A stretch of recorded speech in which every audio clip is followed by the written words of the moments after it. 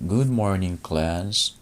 Our lesson for today is about characteristics of HRM, and I will use one of Ratnika Sharma's articles about HRM. Ratnika Sharma was a former journalist in India, and currently he is the partner marketing specialist of the file software. And she has an article in darwinbox.com entitled 9 Characteristics of HRM That Makes All the Difference. It was published on September 2021. I will discuss these 9 characteristics of HRM, and I will use as a supporting reference what Dr. Doris Lauren tackled in her book, Human Resource Management Principles and Practices, about the best features of HRM. So let's proceed to the first characteristic of HRM. Number 1, people oriented. The focus of HRM is people. That's why it is called human resource management. It is not money or any business thing that is being managed, but people. And even the HR team are people too. The main point here is to be humane because it's people that are being dealt with in this aspect of the business.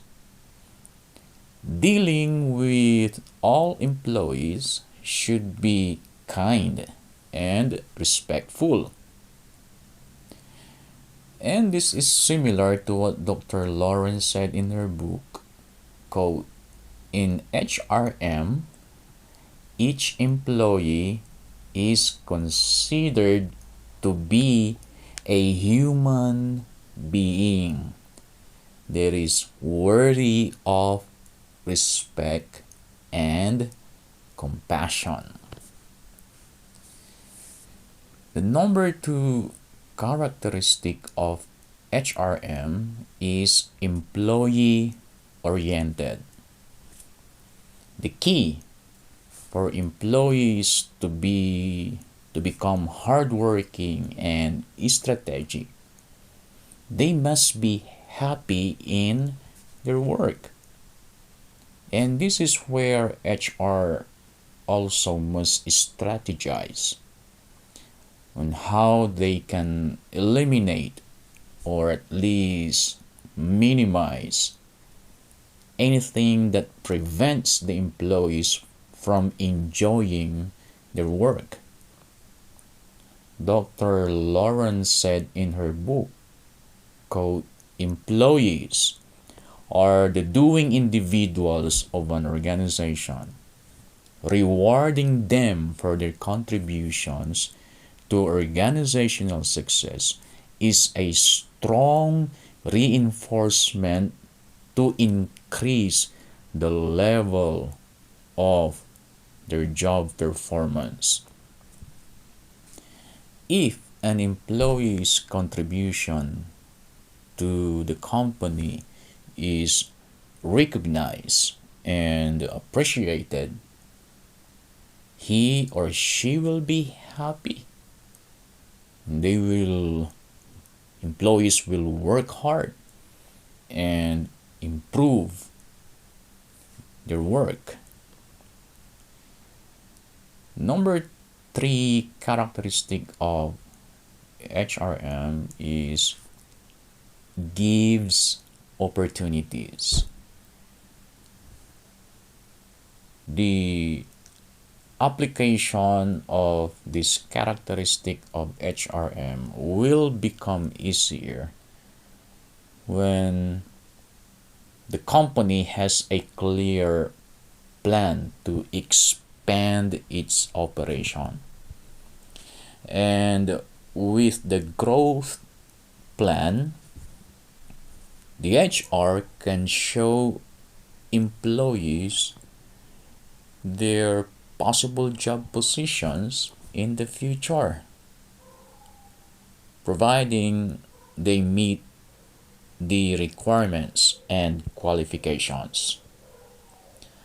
It is also possible that the HR can give them a glimpse of which employee with a high position they can replace in the future when they retire.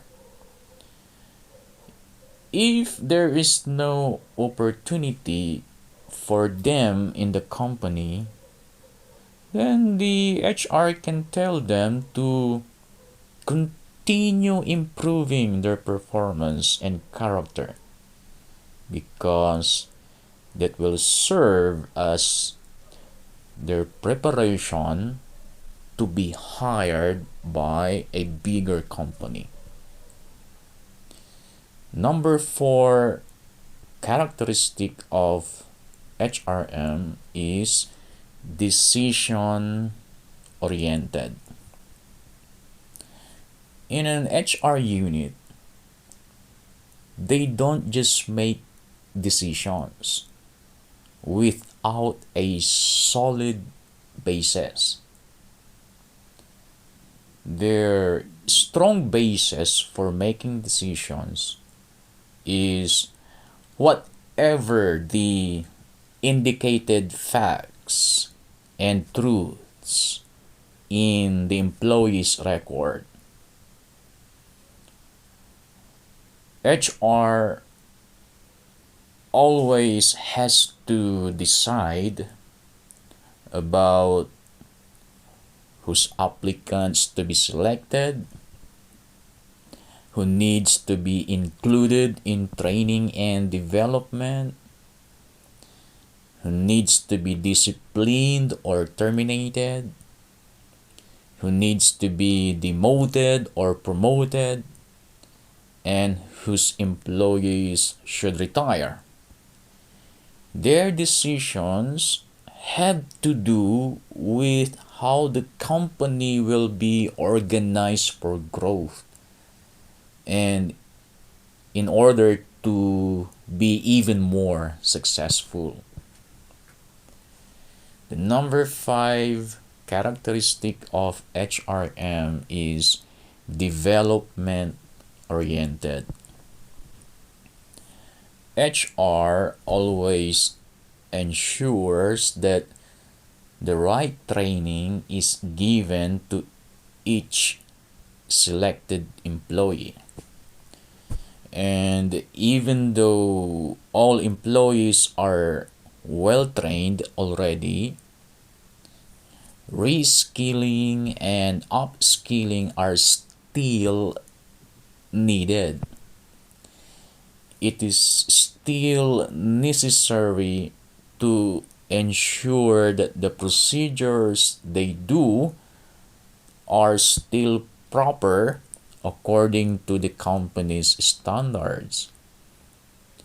And some employees who has unique abilities need to learn new skills. And of course, soft skill training and personality development go hand in hand with skill training, so that they know how to handle unexpected circumstances in their workplace and become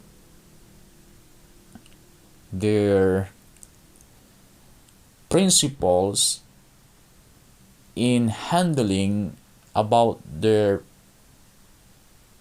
personal problems. Number 6 characteristic of HRM is individual focus.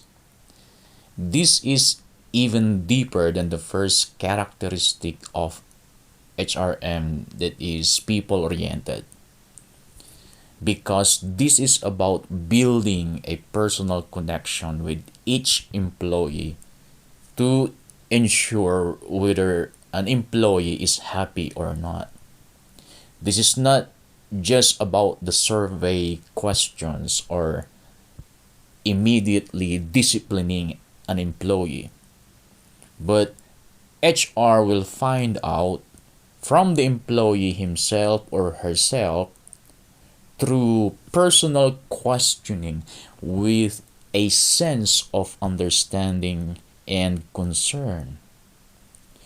When HR does this, they will discover things that can make their work easier so that they can handle employees more effectively.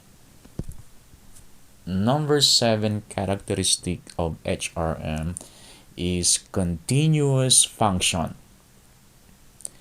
Because of this characteristic of HRM, all personal or all HR personnel of an HR unit must be aware and familiar with all its operations, so that in case someone gets sick or in case of emergency that causes them to be absent, especially the HR director, then HR operations will still continue, because once the HR operations stop, a serious problem can be the consequence of or for the company. Work delays in different departments, various employee concerns cannot be addressed, commitments to clients cannot be fulfilled, and many others. Dr. Lawrence said in her book, quote, HRM is present and performed in all organizational and functional areas of management within an organization on a continuous basis. In other words, it is not an on-off function that is performed only when needed. Number 8 characteristic of HRM is future oriented. The purpose of this characteristic of HRM is to prevent the company from its possible destruction or the possible chaos within the company. For example, what can happen to the company after 10 years if most of the current employees are in their 50s? In such a situation, HR is focused on planning about the future. Another example is maybe after 5 years, the current products will be phased out. And if the plan is to create a new product, then what kind of skills and employee requirements will be needed? If HR does not plan for this, the company may weaken or even go bankrupt. The number 9 characteristic of HRM is universal.